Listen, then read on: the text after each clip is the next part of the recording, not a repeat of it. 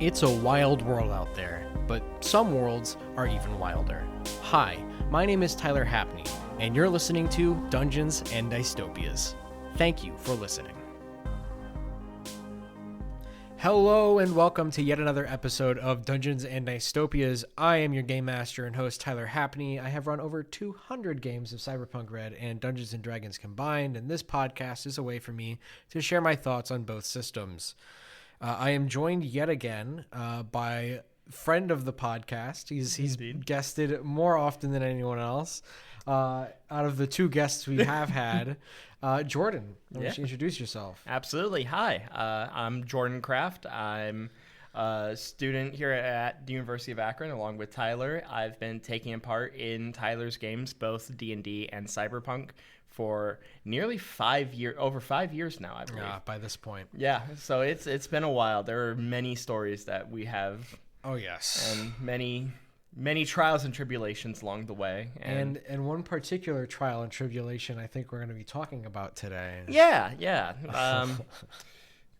I think that's part of the reason I wanted to come on today is we had a very interesting session less than a week ago, actually. It was on Saturday. Saturday. We are recording this podcast Tuesday, and it goes out Wednesday. Yeah. So not even 5 days ago. Yeah. But yeah, it went pretty crazy. It was a pretty wild time. Yeah, I don't think any of us were expecting what happened to happen the way it did. Yes. But sometimes that's how it happens in Cyberpunk, and I think that's one of the great morals we can take away. But we'll get into it. Yes. So where should we start, Jordan? I guess start where the session did, in the Toentans. Yeah, so the Toentans, as we have discussed, I believe here on the podcast before, is the home of Maelstrom, one of the gangs of Night City. Yes. And they're looking to move spots to a different building in somewhere else in Night City, up in Watson. We've got that mission prompt from Danger Gal Dossier. I don't know if you knew that. Oh, really? Yes. That Wow. was not me coming up with Maelstrom needing to do that. That was the book. Well, because it's a canonical thing that happens. It is a thing that happens. So they gave that suggestion, and you guys we went and did that. Right. And the way it kind of played out for us, since they didn't really go into detail about the new building or anything like that in Danger Gal, was I played a little bit into that Reckoners Maelstrom conflict. Right. And the Reckoners were in charge of that building before, and they had made their own bar up at the top, mostly just so I could use the regular Totentanz map from 2077. Yeah. It worked. Yeah. The general idea was the Reckoners were using it as a hideout. Right. And the crew, the Edge Runners, had to go in, take out the leader, and clear out as much as they can, to the point where, the Reckoners would be forced to retreat. Yes. Sort of cut the head off the snake and just leave it for Maelstrom to kind of take it over. Exactly. Was the idea. Yep. Because Maelstrom would come in and wipe up the remaining forces, and they take the place over. That was the plan. That was the plan, wasn't it? Yes. So we got a crew of people together. One we'll go by code name here. Okay. So Colors was our tech. Yes. Tyne was our tech too. I think I've come on the podcast and talked about Tyne before. Yes. If you're a longtime listener, you'll remember. Tyne is a member of the IRA, has been on many missions now at this point, and ended up just joining in on this mission on a whim. Yes. And so the general idea is we had two techs, but one of them was did have med tech. So we'd have the capability to speed heal and all of that. Not that really came into play. Not really. But there, important distinction. It was there. So Tyne and Colors, who work they work together. TNC. We have talked about TNC on this podcast. Yeah. In part of the tech episode, I believe I talked about how it gives a lot of flexibility. Me and another player had worked together and basically founded a little machine shop place to work out of and do fun tech stuff. And so that was what this was TNC shop, was me Tyne and Colors working together. Yes. Two so characters. there's some context. Yeah. So we had Colors and Tyne on the same mission. Yep. We had Jake. Jake was playing Millennium. Yes. Yeah. So our friend Jake was playing his media character, Millennium. And then lastly, we had Taurine. Cody. Yeah, Cody playing Taurine. Cody, I've tried to get him on this podcast before. He doesn't seem to want to guest on it, but He's busy. Taurine is a fun character. Yeah. He's a lawman, but he didn't actually use his lawman backup ability. No. Not that would have been kind of tough, but we could Yeah. make it work. But he's a gang member. He's a member of the Piranhas. Yeah. Who we have talked about on here before. Wonderful. So the Piranhas, we're not involved in this. Nope. But Nope. but he is a member nonetheless. But they yes. weren't even called in. So anyways, that's our team of 4. Yeah. And they were given the name of this guy to find. They were given kind of a bunch of ideas on how they could get in.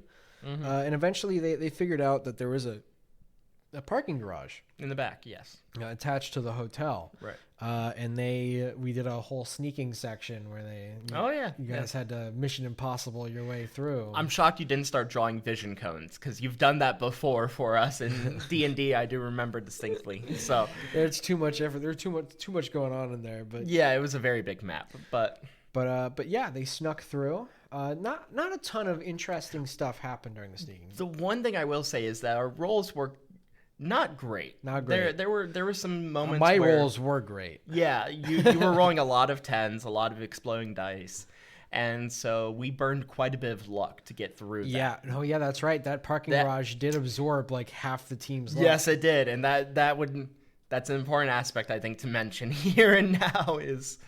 Yeah. Yeah. So we're already going in without a ton of luck. Well, no, the idea was we go through.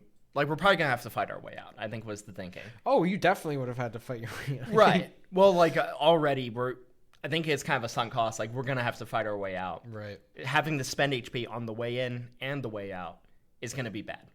So if we can go in, not spend any HP on the way in, then we have more resources to get out later. That's fair. And so it was worth the spending the luck. I would say so as well. Yeah. I would say so. Yeah. I would certainly say so. So it would have sent the session in a very different direction. I believe it would have, yes. A very different direction from the one it was already on. Somehow. Anyways, they get through the parking garage. Yep. And that's when they get past this first line of defense for the Reckoners. Yeah. So when they next see some Reckoners, they've already gotten through that first line of defense. Yes. So they are able to effectively convince one particularly important NPC named Slice that they were here being sent, to do an edge run for the Reckoners. Right. So that's kind of, they wind up being friends with Slice, and they're in the middle of this huge Reckoners hideout. They're surrounded by Reckoners.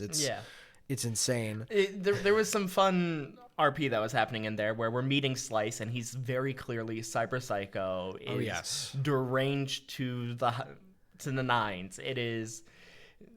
He's crazy. He's got mantis blades, but we're almost kind of playing with him a little bit. We're kind of poking at him a little bit, like, oh, we need to go see your boss. Show us the way, kind of.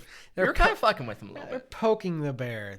We certainly were. But at the end of the day, I think Slice was enjoying it. Yeah. Everyone really seemed to be enjoying Slice as a character in general. Yeah. Like we were kind of having fun with him, and it was a good moment. Yeah, it was fun little time. Yeah. But he says, yes, I will take you on a tour. Yeah. So he takes them around, and he tries to go up to the bar where his boss typically is, but he's not there. He's in the server room. Yep. So he's like, all right, we'll wait here for him to get done in the server room. Because why would we go down to the server room? Why are we gonna go bother him? He's working. And he knows you guys are coming, so he'll come up here and meet you guys. Yeah. So and we're shit. If anyone's aware of the 2077 Totentanz layout, you will know that in the bathroom there is a window you can crawl through that leads to a balcony that you can jump across that leads into another window that'll allow you to circumvent out of the bar and back into the hallway. Wow. So One of my players, I don't think they knew this. Yeah. I don't think they knew, like, I don't know if any one of them remembered the Totentanz experience from 2077. I've never played 2077, You so should. I had no experience on any of this. But one of them is basically like, hey, I'm gonna go use the bathroom so they can try and figure something out. Or I think they thought the hallway would loop back, yeah. but it didn't. Right. So they wound up in the bathroom and they wind up at this window.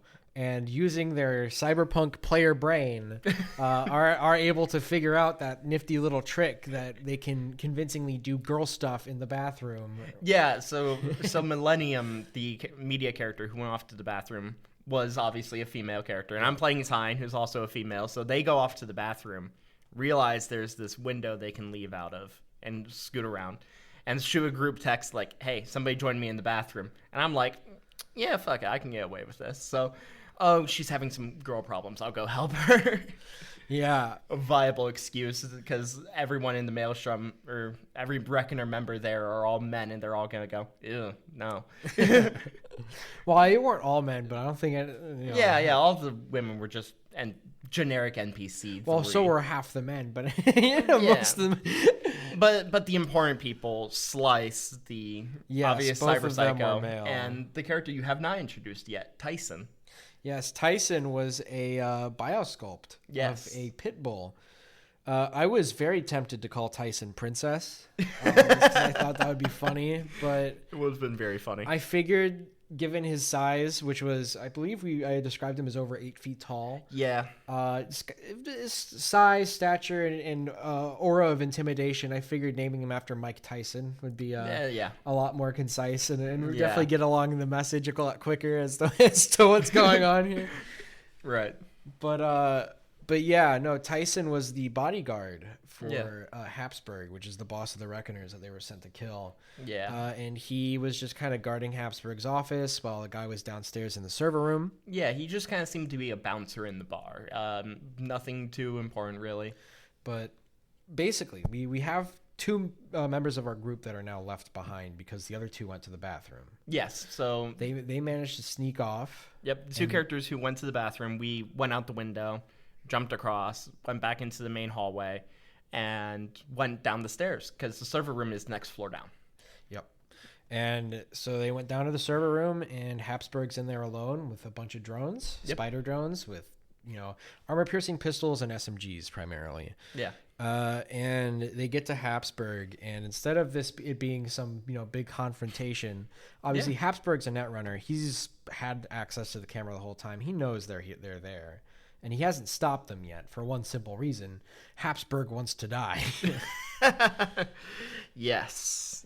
So it introduced this complex situation where, hey, if you go back and, try to make plans with your allies, obviously the rest of the Reckoners are going to figure out. So you have to make this decision now. Kill me or, or not. And it was, both group parts of the halves of the party are separated. Yep. So out went this text message for like a 5-minute period. Like, wait. Yeah.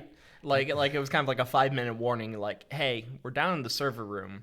This guy is willing to die, which already is a bit crazy, but kind of giving a 5-minute moment for them to figure out their plan. And it turns out the plan was for Colors to send Taurine up to the roof. Yep. On his own, while Colors tried to distract both Tyson and Slice. Yes. So Habsburg had mentioned he wanted to die. So he was already kind of playing this out a bit. He had stashed parachutes on the roof. 2 specifically, I believe it was. Yes. So there were 2 parachutes on the roof. We established the plan between me and Millennium. We were going to go back down to the ground floor and get out through the front. And so that was our plan to get out, and we figured they could get out through the roof. So we gave the 5-minute warning, and somehow between the 2 of them, Colors just started running distraction. I don't know what the plan was there quite, but he just started kind of chatting up Slice, distracting Tyson, giving Taurine the slip. Yep. Yeah. And Taurine managed to sneak out for a few rounds, and then Tyson got wise. And followed and started heading up to the roof. Yes. Which by this point, alarm's gone off. Yeah. Because Habsburg has been killed. Yes. And just brief mention of what happens in the server room after that. Yeah, sure. Bullets fly everywhere. Drones firing at them from all angles. They're running to the elevator. They get in. They get out. Yep. Things are fine. Yeah. That half of the party we don't really need to worry about. Yeah. Server room. We figured gun for the exit. Get to the elevator. Get down to the ground floor. Tyne's explosives. She blows away out of the front doors, and they're out clean. They're making plans. They're good. Right. So the other half in the penthouse. Yeah. Taurine is up on the roof. He gets up to the roof, which is split up into 4 different elevators. And it turns out the Reckoners have created this huge arena of shipping containers and stuff on the roof. And he's basically playing Dead by Daylight with Tyson, who's chasing him around this, dark rooftop, trying to hide from Tyson. And eventually it gets to the point where Tyson charges Taurine. Taurine pulls out a syringe of blue glass and injects him. And Tyson failed the check. It was a real Chekhov's gun moment, because earlier in the session he had mentioned, we were talking about cybernetics, and he's like, oh, I have the cyber hand with an air hypo, because he's a piranha and he loves to do drugs. And I think I just kind of offhand mentioned hey, you still have that, because I remembered it earlier, and he used it to inject Tyson with blue glass. And then he used that opportunity to escape and jump off the side of the roof. However, during all of this, Colors is basically 1v1ing Slice. Yes. And the thing is, Colors is not a combat-oriented character. He is not. He is the tech. So, just to kind of save some time here, Colors did not make it. He didn't. Colors died. We had a player death. Yeah. Character death. Player death's a little different. Yeah. It would have been a much different podcast if we had a player death, but a character death, that's some juicy stuff. Oh yeah. But he got killed by Slice. He was killed by Slice, and that's not where our story ends. Which, by the way, we should be wrapping this up shortly here. We do have a little epilogue here, which I do believe we'll be able to tell more people about in the future. Yeah.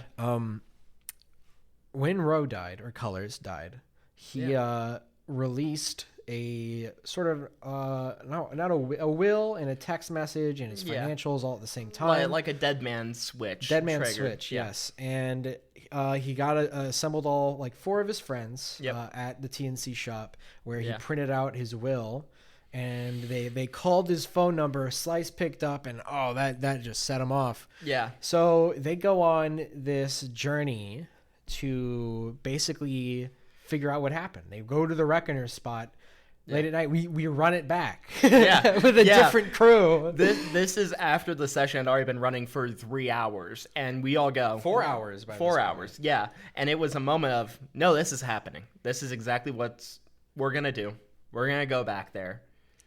And I think all of us kind of knew what had happened, so it wasn't even to figure out what was happening. It's more to do something about it. Yeah, and we did not spend another 4 hours on that. No, you did theater of mind. We all did it. We did it kind of went through it, but basic gist was we had a lot of characters who were doing things definitely against their humanity, against their morals. And so a lot of them did take a humanity hit. One of them took a humanity hit so bad they went cyber psycho. Well, they already had so many cybernetics. I believe their max empathy was, or 16. max humanity was 16. Yes. So they rolled exactly 16 on their humanity loss, because they rolled really well. 3d6. 3d6. And they went cyber psycho. Cyber psycho. So now next session, we're dealing with that. And that's this Saturday. Yeah. And I've already got that mission created and ready.